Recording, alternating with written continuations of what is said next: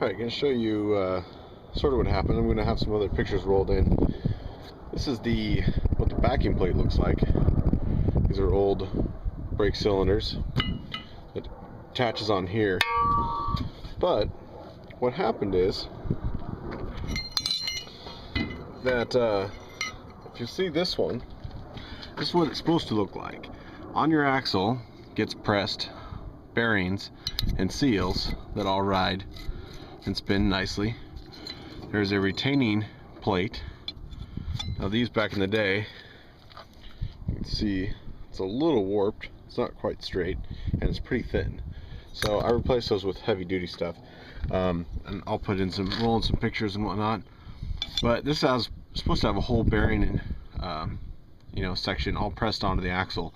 This retaining plate holds it all onto the axle housing and it spins freely.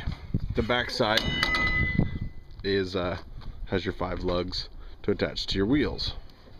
Now you'll notice on this one there isn't any of that. Completely bare. I had the entire bearing assembly just explode on me, which allows the bearing plate won't hold the axle in.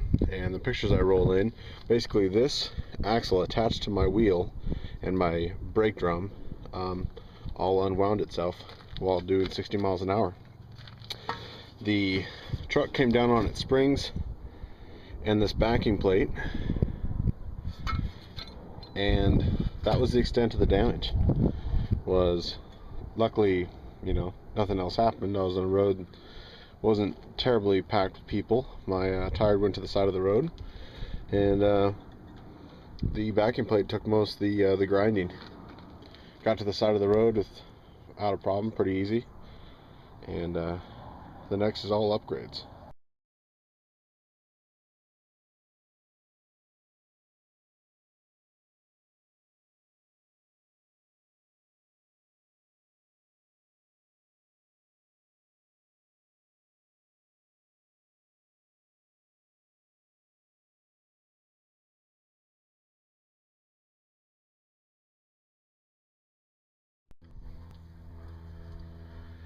Alright, I told you I'd show you the new axles I put in. I won't be taking them out, but I'm making sure that the nuts, basically what I showed you before, this little hold down ring is behind here and has 4 holes in it and 4 nuts, and you access those nuts through the porthole in the actual axle.